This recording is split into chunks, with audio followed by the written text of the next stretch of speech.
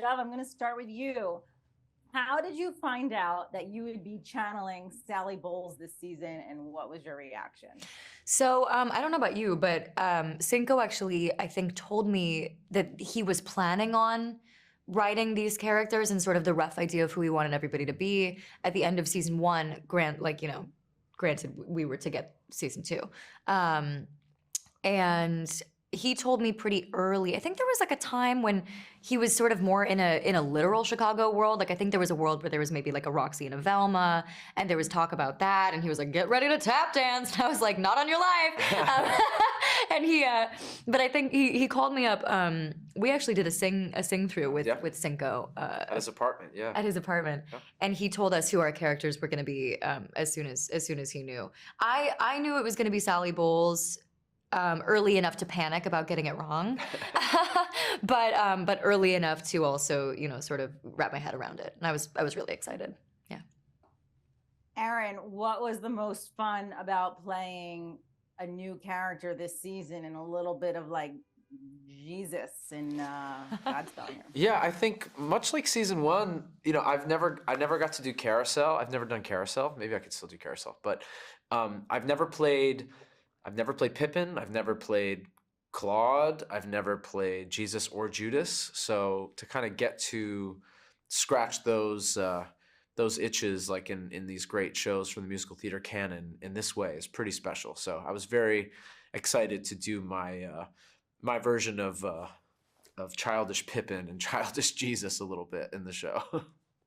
Aaron, what do you think of the creativity here? Because, as someone who's been on Broadway many times, Dove, I saw you in Clueless off Broadway, but to blend these shows together like he does. Yeah, it's amazing. I truly don't understand how Cinco does it, because very easily all of these things could fall into parody or making fun of the source material, but it doesn't do that. It really is just kind of paying homage, and it's really a love letter. And this season in particular, what he has done with, I think, Alan and Kristen's characters in writing his version of these Sondheim songs. Like I remember when I first heard this, I was like, I don't know how you did that, because that sounds like a Sondheim song, which is so complicated, but you've made it your own, but it's still, so I truly don't know how he does it, but he's a genius in the way he writes these songs.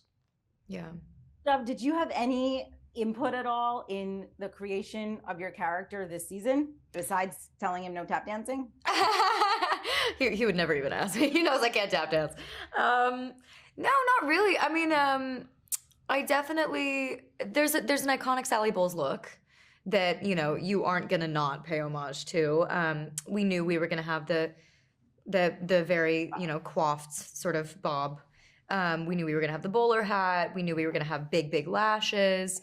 The funny thing that Cinco was very insistent on, which I thought this was really adorable because it shows how much Cinco loves these musicals, was he was so dead set on me having the Sally absinthe green fingernails throughout the whole thing that even when we would find something close, he'd be like, it's not quite right. So really Sally was like a sort of a dream creation, or well, Jenny.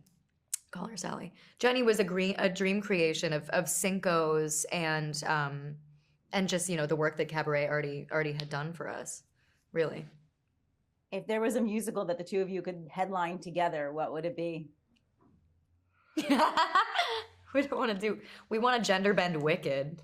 Yeah, we talked about gender bend. I mean, we talked about before doing Piazza, so that'd be a great one. Aaron and I want to take Piazza back to Lincoln Center. Yeah. That's actually what we want to do, realistically. That's the realistic one. Yeah, we'd love to do Piazza. We want to revive Piazza and take it back to Broadway. Sounds good. Okay, I'm calling Lincoln Center right now. Aaron, which of the stage characters you've been on Broadway would you most likely to see interpreted in a future Schmigadoon season? I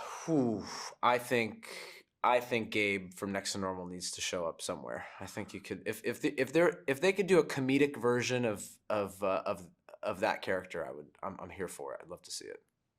Very nice. And with that, I'll drink to that. All right. Thank you both. Thank you.